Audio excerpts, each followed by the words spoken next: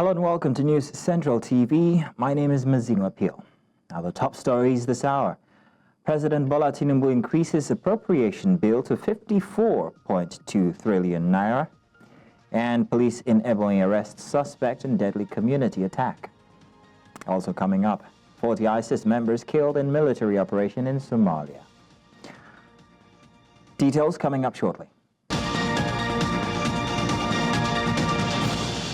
News Central now at this hour begins in Nigeria's capital, where President Bola Tinubu has increased the proposed 2025 budget from 49.7 trillion naira to 54.2 trillion naira, citing additional revenues generated by key government agencies. He communicated the adjustment in separate letters sent to the Senate and House of Representatives, which were read during plenary on Wednesday by Senate President Godswill Akpabio. According to Tinubu, the increase was driven by 1.4 trillion naira in addition revenue from the Federal Inland Revenue Service, 1.2 trillion naira from the Nigeria Customs Service, and 1.8 trillion generated by other government-owned agencies.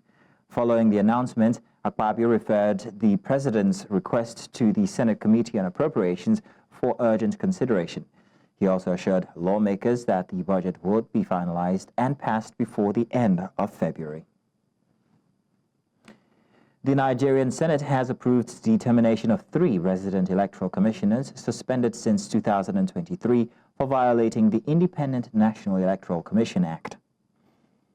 Now, President Bola Tinubu requested their dismissal, citing allegations of electoral infractions. The affected commissioners are Dr. Nura Ali of Sokoto State, Barrister Hudu Yanusa Ari of Adamawa State, and Professor Ikemefuna Uzochukwu of Abia State. Senate leader Michael Kweyemi Bamidele invoked Section 157 of the Constitution, emphasizing the chamber's authority to act. A security report indicted, or rather indicted, Dr. Nura Ali for corruption, incompetence, and accepting a $150,000 bribe. Senate President Godswill Akpabio presided over the session, approving the terminations in line with constitutional provisions. Earlier stated yesterday, and I'll just read for the benefit of the leader of the Senate, because you have to follow the procedure thereafter. Distinguished Senate President Godswill Akpabio, GCON, requests for votes to terminate the appointments of the suspended resident electoral commissioners of Adamawa, Sokoto, and Abia states.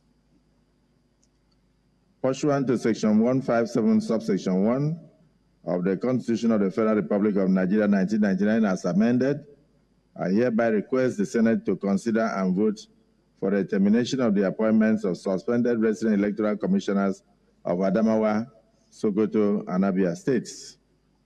The Senate is invited to note that the 3 resident electoral commissioners have been suspended for misconduct since March 2022, before the advent of the current administration. While I trust that the Senate will consider this request expeditiously, please accept, distinguished senators and distinguished Senate President, the assurances of my highest consideration. Signed, Bola Ahmed Tinubu, President, Commander-in-Chief, Federal Republic of Nigeria. The Senate has issued an ultimatum to several top government agencies, warning that failure to appear before the Senate Public Accounts Committee over pending audit queries could result in arrest warrants and potential removal from office.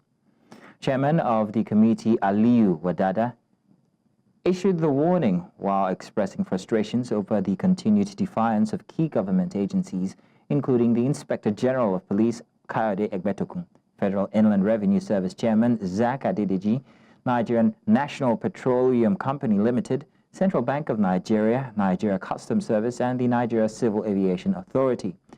Other agencies named include the Nigerian Upstream Petroleum Regulatory Commission, the FCT Internal Revenue Service, and Nigerian Communications Satellite Limited. Wadada revealed that some of these agencies have repeatedly ignored invitations to address audit queries raised by the Auditor General of the Federation. Police have arrested a suspect linked to the deadly attack on Amegu Nkalaha community in Ishielu, Ebonyi State. Spokesperson of the Ebonyi Police Command, SP Joshua Okandu, confirmed that the suspect was apprehended while attempting to flee and was handed over to the Isi Uzo Police Division. Commissioner of Police Anthony Uche Anya has deployed a tactical team to track down the attackers. Now, during a raid on their hideout, officers recovered 3 locally made guns, a police uniform, jungle boots, and military camouflage. Authorities say investigations are ongoing and urge anyone with relevant information to come forward. Meanwhile, at least 15 bodies have been recovered from the attack site, with several residents still unaccounted for. The suspended traditional ruler of Orile Ifo, Oba Abdul Semiu Ogunjobi, has been remanded at the Ilaro Correctional Center in Ogun State after failing to meet his bail conditions. A spokesperson for the correctional facility, Yinka Odukoya, confirmed the development on Wednesday, saying the monarch would remain in custody until his bail conditions are fulfilled. The Ogun State Police Command had arraigned Oba Ogunjobi on Tuesday following a viral video that showed him assaulting a 73-year-old man, Abraham Ariola. According to the charge sheet, the suspended monarch is accused of conspiracy, assault, and conduct likely to cause a breach of the peace. The Economic and Financial Crimes Commission has arraigned 11 Chinese nationals on charges of cyber fraud, identity theft, and an alleged attempt to undermine Nigeria's constitutional structure. The defendants appeared before the Federal High Court in Lagos on Tuesday, where they pleaded not guilty to the charges. This development comes just a day after the anti-graft agency arraigned 42 Chinese and Filipino nationals for similar offenses before the same court. According to the EFCC, the foreign nationals were apprehended during a raid codenamed Eagle Flush Operation, conducted on the 19th of December 2024 in Lagos. Following their not guilty plea, Justice Chukwuejuku Aneke ordered their remand at the Ikoyi Correctional Center in Lagos. Residents of Bello Street in Ketu Local Government Area, Lagos State, are still grappling with the threat of demolitions allegedly ordered by the community's traditional ruler. As the destruction continues, some residents have been forced out of their homes, while others whose fences and burglary proofs have been torn down are now vulnerable to theft and intrusion. News Central's Biola Festus has more on this. It is day 2 of the demolition crisis in the Ikosi community of Ketu, Lagos State. The air is heavy with uncertainty, and the anguish on residents' faces is unmistakable. No one knows whose home will be next. News Central has been on the ground covering their ordeal, but only a few are willing to speak. Many fear possible repercussions and do not want to fall out of favor with the traditional ruler, the Onikosi, who, according to sources, ordered the demolitions after obtaining a court order.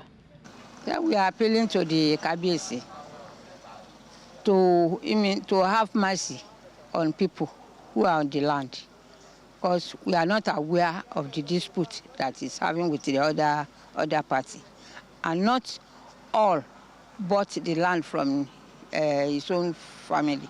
So he should let peace reign by not demolishing houses. I want my own house because I'm 70 years. I don't have money. I don't have money again. I have no strength. So he should build my house for me. That's what I want. Madam Ladoja, a landlord in her 70s, has now lost both her properties, demolished twice in 4 years.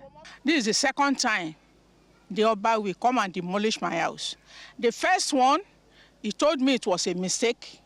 He told me that he bought many things. He bought granite, other things, but I didn't see it. But when I said he should build it, he said he promised to build one out of the 2. But he didn't build anything. I managed to build the 2. And he came again yesterday to demolish the new one. Kí ló ṣẹlẹ̀? Wọ́n lọ gba judgment lórí kíni. Wọ́n lọ wọ́n ti win. Ó dà ìwé nǹkan tẹ́ win dà. àṣàrí wọ́n ní wọ́n ti fi ìwé hàn yẹn wọ́n kàn bẹ́ẹ̀ ni pé kéèyàn máa dodge kàn mú ìwé tó ń mú dání ẹ jẹ́ ká lọ ṣe photocopy wọ́n ní no kàn bá wa dá sí ni because ó ti pọ̀ jù wọ́n tún ti bẹ̀rẹ̀ báyìí sísìn báyìí sọ̀rọ̀ yìí wọ́n tún ti bẹ̀rẹ̀ báyìí kàn stop wọn.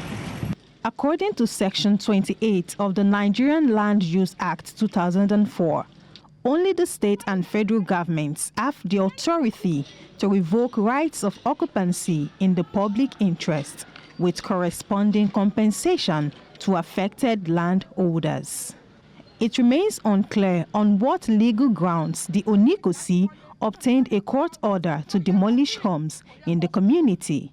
Despite personally overseeing the demolition, no one of the Onikosi's family was willing to speak on record. Residents suspect the demolitions are a means for the Onikosi to generate revenue. They are, however, calling for justice. Attempts to reach the Onikosi have been unsuccessful. In Lagos for News Central, I am Bola Festus. Nigeria's Chief of Defense Staff General Christopher Musa has called for greater collaboration between security agencies and stakeholders to boost crude oil production.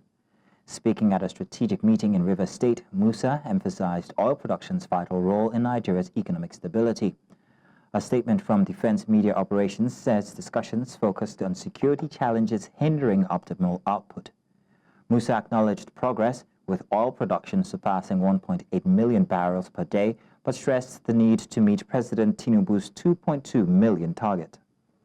He argued, or rather urged, stakeholders to address key challenges and work towards inclusive solutions, reaffirming the military's commitment to protecting oil assets and tackling crude theft.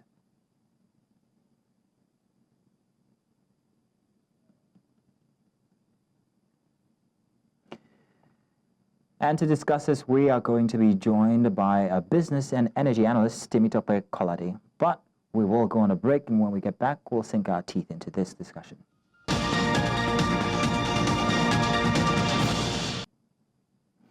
And welcome back. Before the break now, we were talking about Nigeria's Chief of Defense Staff General Christopher Musa, as he's called for greater collaboration between security agencies and stakeholders to boost crude oil production.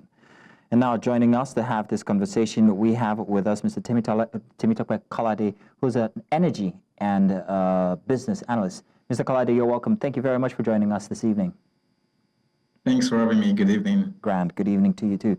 Now, what do you make of Nigeria's Chief of Defense Staff General Christopher Musa's call for greater collaboration between security agencies and stakeholders to boost crude oil production? Thank you very much for that question. Two things. One is communication. I mean, communication is very key, and we must applaud him for at least coming out strong to communicate what is expected and how he believes they'll be able to do things differently. However, it doesn't stop at communication. We must then begin to walk the talk. It's important at every point when you want to resolve issues like this that you will then say, where are the boots on the ground? But I guess, again, that because security is now beyond just combative sort of models of dealing with security issues, there is that necessity to have conversations. And what I would expect from here is that conversations need to be had with local communities and people who are involved, because in the long run, the sort of battle we're fighting with respect to oil theft and all other issues around security within the Niger Delta stems from issues that are more or less within. I mean, people are involved. Sometimes the people who are supposed to ensure the security are the ones who are actually making the process not work. So there is the need for more practice than just communicate, but the communication is something that we should also applaud. There's the implicative nature of the situation here, because it'll make you ask the question how the current security measures have been combating oil theft and other security challenges in the Niger Delta. How do you think this is? What are the specific challenges that the security agencies are facing in this regard? Well, we've had in the recent past where you engage government security agents, and at the same time, there is also government engaging third parties who are not necessarily with government, and then you then see that there is a conflict between the two different forces trying to combat the same problem, and it gives you an idea of the fact that indeed the interests at hand gives us a way, right? And so in conflict resolution, there are three things that will want to pay very close attention to: communication, but beyond communication, you must understand what the interests are, and then participation. Who are the people that are involved in the sort of who perpetrate the insecurity situation that continues to persist? And so that again gives us concerns as to whether the government really has the willpower to solve the problems for as long as it has continued to stay.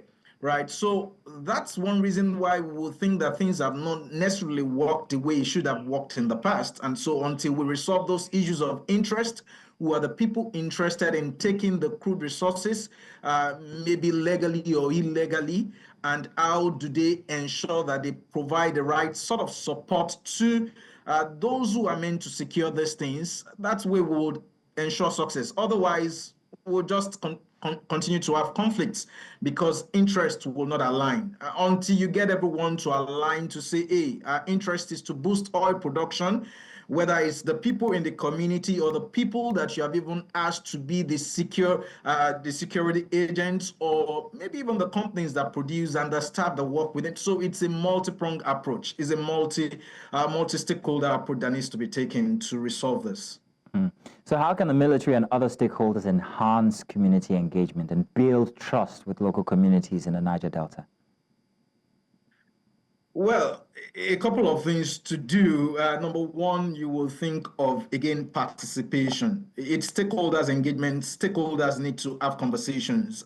Nothing gets stolen without someone being able to identify how it's been stolen. There is technology to be used, for instance, to track things even when humans are not there to see what exactly is happening. But most importantly, without being overly technical about this, I think one key thing is the willpower of the people who want to protect these resources. They must have that strong willpower. A tone from the top will get up to solve a lot of problems rather than just continue to say something that we want to do it and then things don't get done. We've had it in the past when you just see that certain things get done differently at some point and you find solutions. In the recent past, in December, for instance, oil production jumped to about 1.48 million barrels per day just because the Trans-Niger pipeline was protected more.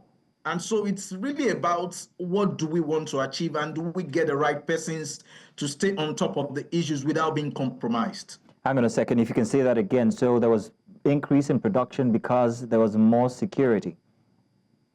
Yeah, more security on the Trans-Niger pipeline, particularly in December. And I'm saying that if you're going to sustain that, it's then necessary for us to ensure that the people who are responsible for keeping those facilities in place and in good shape continue to do their work without getting compromised. Okay. Well, is the conspiracy there regarding the people who are supposed to guard these facilities and the interests that lie in these people or that these people have, or the people who've put them in these positions? But let's continue with another question here. While increasing oil production is priority, what steps are being taken to diversify the Nigerian economy and reduce its dependence on oil? Well, if I was going to respond to your first comment, I would say it's as good as mine, right? Yeah. But how do we ensure that we then diversify? Because again, if you look at the budget, and I hear it's been again reviewed upwards to 54.2 trillion naira for 2025. About 60% of that is supposed to come from oil production, right? So what does that mean for us? We need to diversify away, but we'll continue to say this for as long as I know as well. What we need to do differently, I would say human capital development is very critical. For the most part, you will think that, yes, Nigerians are knowledgeable, but there is a lot more to do, and there is a lot more skills that we can export out of Nigeria to earn us more foreign exchange. And that would help us to fix some of the issues that we have with our economy, right? Because the more we have remittances from from offshore, the better it is for us. One of the issues that we've had continually is that trade imbalance that we have in Nigeria. We are import dependent, and that has skewed things very badly for us for a long time. The sanctity of contract is yet another thing. So no matter what we want to do within the country, we are inviting investors to come and do things. Foreign direct investment in 2024 wasn't great. If you're going to turn the tide around, then we've got to provide the sort of good business environment for investors to come into the country, and there must be good regulation that you can trust that, oh, when the government says it's going to do this, they will continue to do that. Infrastructure is also very key. How do we leapfrog? We've got to start from renewable energy, for instance, and say, what do we do differently? And I hear there are conversations between the President of the Republic and the Minister of Finance talking to the African Development Bank as well as the World Bank, dealing with how, in respect to certain conversations on improving our renewable energy status and putting some funds into it. And so if we could solve that problem, then we are able to resolve the power issue to a very large extent. And that would be a good basis for industry to flourish. So there is a lot of things for the country to do, for the government to do, but we must prioritize and start taking it one step after the other. Well, Temitope, 10 minutes is not enough to have this conversation. I'll be inviting you over on another show so we can have a bigger and much more robust conversation on the issues here. But thank you very much this evening. Thanks for having me. You're welcome. Now let's turn attention to the recently announced reduction in ex-depot price of PMS by Dangote Refinery. Adebola Adeduba takes a look at how some fueling stations are adjusting to this. Following Dangote Petroleum Refinery's recent announcement of a reduction in its ex-depot price of PMS from 950 naira to 890 naira per litre, consumers have continued to wait for adjustments in the pump price at filling stations. Although this new price was scheduled to take effect 1st February 2025, some of the filling stations visited are yet to reduce their price. It's still 990 that we are buying for now. 990, not 890. Dangote only announced that the price is coming down to 890, but we have not been buying at 890. We are buying at 990. And before we are buying 970. Even right now they are still selling 970 now. It's still 790 we are buying now. So we do know, though we hear that Dangote is already reduced it to 890, but right now we are still selling they are still selling 970. Even right now, I want to buy 970. Meanwhile, our findings from some filling stations in partnership with Dangote Refinery reveal that no directive has been given for adjustment to a new price. We are still selling at 970. We are yet to hear from the head office, MRS headquarters. So once we hear from them, we'll kick off the new price. They were like, they heard that the price has reduced. Why hasn't we changed the price? But not really a complaint, just them saying it. While the discrepancy in price is yet to be reconciled, Nigerians await the actual implementation, hoping it will bring about the promised economic relief. In Lagos for News Central, Adebola Adeduba. The People's Democratic Party boasts a board of trustees has officially adopted the report by Tamiu Turaki, recognizing Sunday Ude Okoye as the new national secretary. The ongoing crisis over the national secretary position has rocked the former ruling party to its core, with Senator Sam Anyanwu refusing to step down after Ude Okoye was endorsed by the Southeast, where the position was zoned. The dispute recently led to violent clashes between factions loyal to both contenders, resulting in injuries just a week ago. It remains unclear whether this decision will put an end to the infighting within the country's main opposition party. At least 17 students have been confirmed dead following a fire outbreak at an Almajiri school in Kaura Namoda local government area of Zamfara State. The Almajiri system is a form of Islamic education practiced in northern Nigeria, and according to Zagazola Makama, a counterinsurgency publication focused on the Lake Chad region, the fire broke out on Tuesday night and raged for nearly 3 hours before being brought under control. Local sources say the blaze was sparked by sticks known locally as kara, and that emergency responders have since arrived at the scene to provide assistance. Fire gutted 2 petrol-laden tankers at an MRS fueling station along the Newman Road opposite the Jesco fueling station near the Yola International Airport on Tuesday. The road leading into Yola, the state capital, was blocked as curious residents of the area rushed out to catch a glimpse of the inferno, ignoring the inherent danger. 2 fuel tankers were consumed by the fire, as at press time. Earlier in January 2025, at least 11 persons were killed when a petrol-laden tanker exploded along the Enugu-Onitsha Expressway. The tanker was said to have suffered brake failure, tumbled, and had its contents spilled, erupting in an explosion.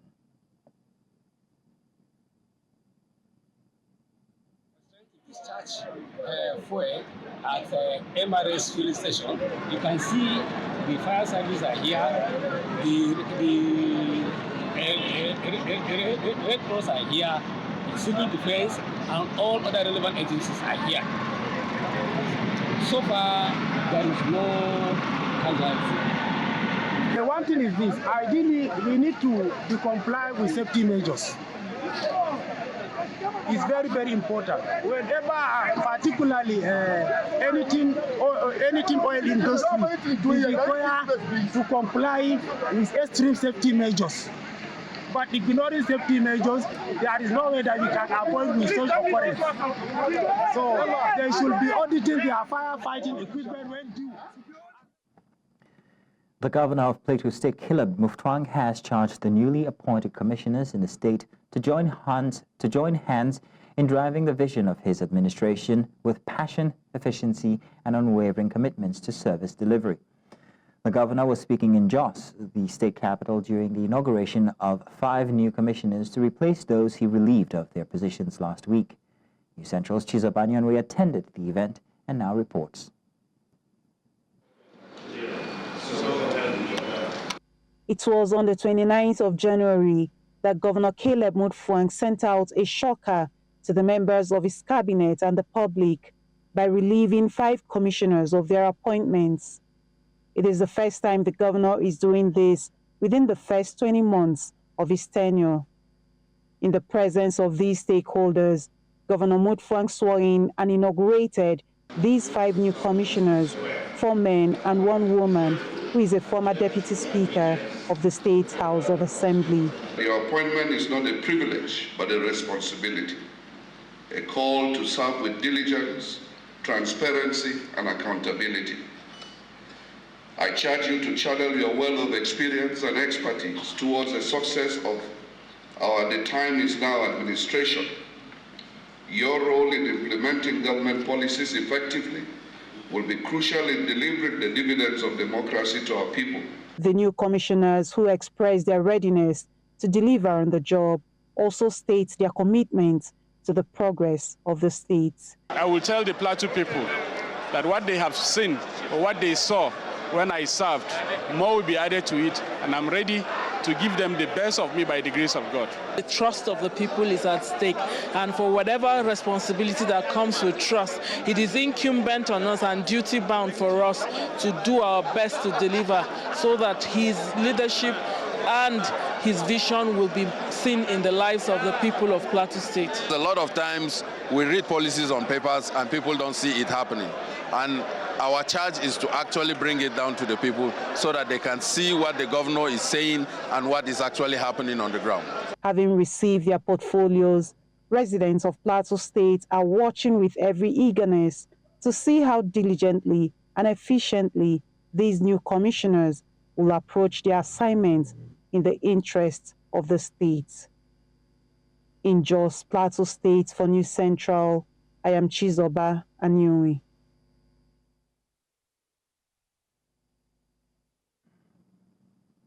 Now, the Federal Executive Council has approved 80 billion naira for the reconstruction and expansion of Alo Dam in Borno State. Minister of Water Resources, Professor Joseph Utsev, announced this after Tuesday's council meeting presided over by President Bola Tinubu. The approval follows an integrity assessment of 35 dams nationwide after Alo Dam collapsed in September, causing severe flooding in Maiduguri.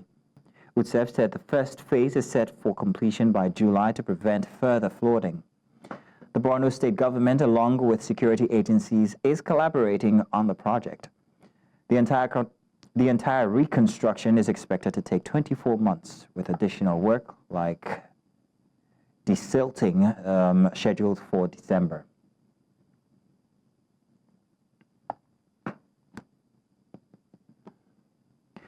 We're going to go on a break now, but when we get back, joining us to speak more on this issue bordering around flooding is Dr. Tope Olatunde Ayedu, an environmental expert and also a lecturer at the Confluence University of Science and Technology, Osara, Kogi State, Nigeria.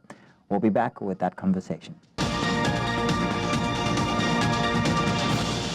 Welcome back. Before we went on that short break, we were talking about the Federal Executive Council as they've approved 80 billion naira for the reconstruction and expansion of Alu Dam in Borno State.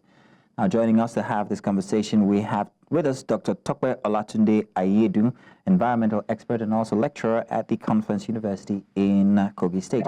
You're welcome, Dr. Tope. Thank you very much for joining us this evening. Thank you for having me. Good evening. You're welcome. Thank you. Now, so given the history of flooding in Nigeria, which happens a lot, how effective have past flood mitigation efforts been, and what are the key challenges in implementing and also maintaining flood control infrastructure? Thank you.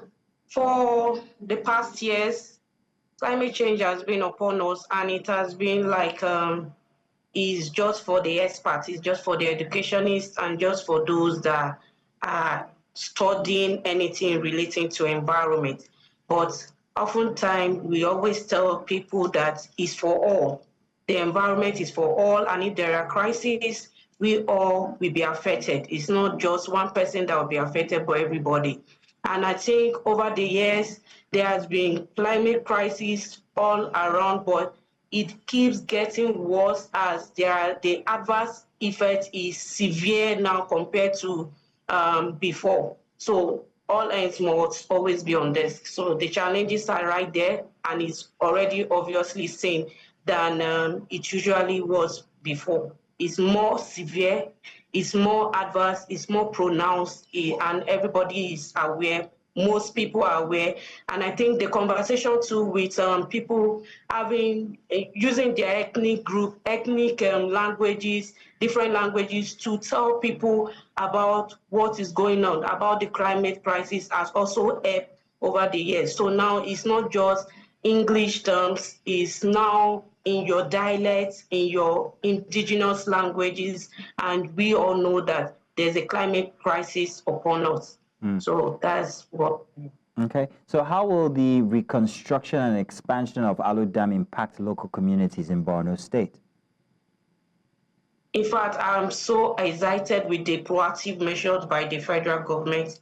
This was the time it happened, the time this crisis happened in Borno State, I think around September. I was here also to talk about what is going on and why we need to show more of the mitigation aspect than the adaptive aspect, because the mitigation aspect actually prevents the scenario, prevent the crisis from happening. So why are we supposed to wait for the crisis to happen before we do it? So when the government said that they've approved 80 billion naira for construction of dams, I was so excited because I know that if they put in the effort and they use the money for what is meant to be used for, then I believe that this year's crisis will be minimized, if not completely eradicated. There should be construction of quality dams that will last us for for as long as 10 to 15 years. We should not be managing the materials that will be used in constructing the dams. Also, there should be wider drainages, not just the dam. Add drainages to it. They should add construction of levees and embankments. So many other things can be put into places that will help this crisis from not happening or from not being so severe as it used to be. So I expect more to be done this year, and I'm happy with the FGC, with the federal government starting with the approval. at least there's no more money crisis anymore. The finances are there, so we can start the work immediately. And how will the government ensure the sustainable funding of flood control projects and the long-term maintenance of critical infrastructure like dams, like this particular one we're talking about? Yes, because the truth of the matter is environmental crisis is a yearly or perennial crisis that we keep experiencing. Even if this year it may be mild, but we are expecting flood. I think the NIMET, the Nigerian Meteorological Agency, they've already announced that there will be flash flood in May to June, and it was predicted that some states like Ondo and Edo and Lagos will be affected.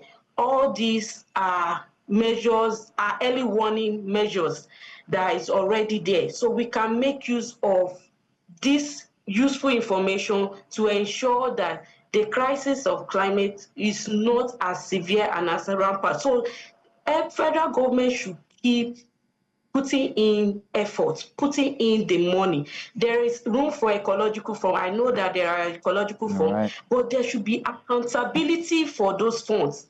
Any fund that is being given, there should be accountability for it. And they should know reason why they are using it. What are they using it for? What are the money used for? Are they effectively used before they cannot give them another one? Dr. Yes, sir. We want to say thank you very much for your contribution on the topic here. And of course, we'll always continue to come back to you as a resource for these topics. Thank you very much. Thank you so much for having me. You're welcome. Moving on now. For years, men have dominated the Nigerian transportation sector, but the narrative is changing as an increasing number of women are choosing transportation as a career path. In this report, News Central's Omolola Ololade speaks with women in the transportation business in Lagos as they share experience.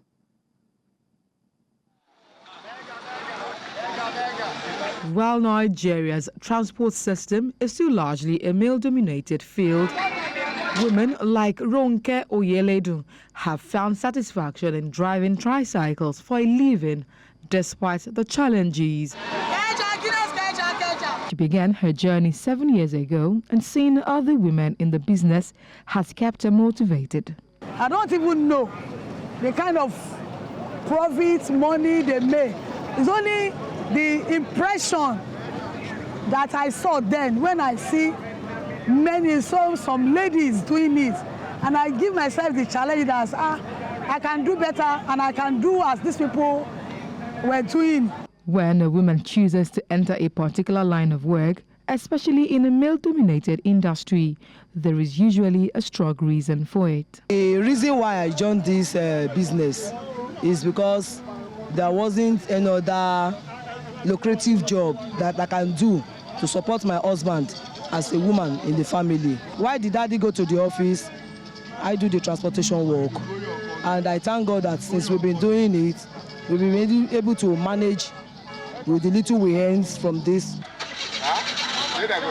One thing common to these women is the challenges they face, whether when starting the business or on a daily basis while trying to complete the job. From securing funds to dealing with sexual harassment or being extorted for money on the road, these are obstacles they confront almost every day. My number one keke, in the process of, say, I could not meet up with the payments. Mo lose it. The second one, the third one. So when I got to this fourth one, I say, I need to stand fit. And I'm going to achieve. Ní bus stop. Tàbá dúró nbí, wọ́n máa bọ́ kó sí bus stop nbí, ṣé páàkì wa leléyìí nígbà kan, wọ́n ní wá lára gidi. Lásán lè dé sí gidigidi, task force lè dé. Nísinsìnyí, àwa gan kan máa ń wò pé obìnrin ni wá pé kàtẹ̀ṣẹ́ ẹ wò plate number mi mo mú dání yìí. Plate number mi mo mú dání, ọlọ́pàá kan ló yọ. Èmi tẹ̀ ń wo iṣẹ́ nọ́ọ̀sì ni mo kọ́ tí mo dẹ̀ ní ṣọ́ọ̀bù gan tẹ́lẹ̀tẹ́lẹ̀ before kí incident EndSARS yẹn kó tó ṣẹlẹ̀ ló gbé mi wá sẹ́kọ̀ọ́ tí mo fi dẹni tó ń gun mọ́rú wá. LASTMA ọlọ́pàá ó ti pọ̀ jù. Despite these challenges, many of these women have achieved remarkable success in the transportation sector. Thank God today, I'm a landowner. I bought a land from me, which I'm planning to start a project on it. Although the narrative is shifting, transportation in Nigeria remains a sector largely dominated by men. This could be due to the physical demands of the job, from calling for passengers to hanging on the side of a moving bus and even fighting off men who extort money from them. All of these tasks require strength, and many of these women have demonstrated the resilience needed to thrive in this demanding line of work. In Lagos, for News Central, I am Omolola Ololade. Coming up, 40 ISIS members killed in military operation in Somalia. This and more after the break.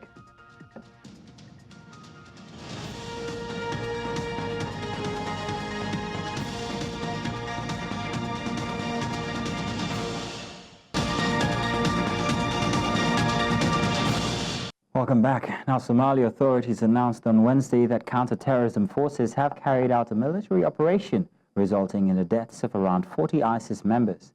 Several others were also wounded during the operation in the Kal Miskad Mountains, located in the Bari province of Puntland State, northeastern Somalia. The officers leading the military operation revealed that most of those killed were foreign fighters within ISIS ranks. The officers also stated that Somali forces now control all sites affected by the operation, emphasizing that efforts will continue until the remaining militants are eliminated.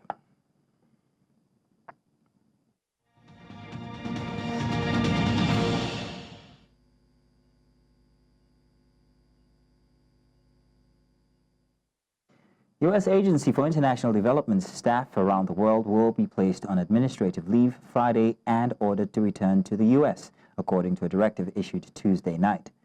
The decision follows shifting priorities within the administration, with impacts expected across the agency's international aid and development programs. Officials have indicated that the restructuring could significantly alter U.S. aid's operations, leaving staff uncertain about the future of their roles in projects. The move has raised concerns about the continuity of aid efforts in global development and humanitarian work. These are live pictures of workers of U.S. aid protesting the agency's decision.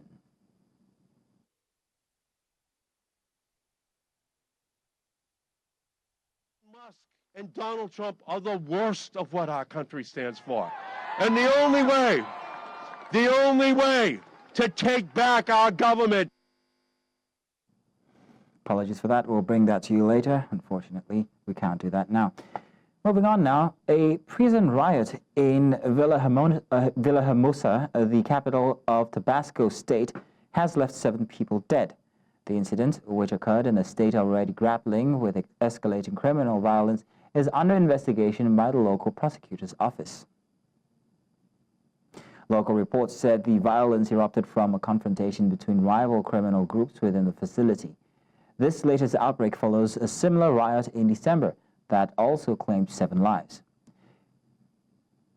Now, in recent months, Tabasco has witnessed a surge in violent crimes, with 2 separate gun attacks on bars in Villahermosa in late 2024, resulting in 13 fatalities.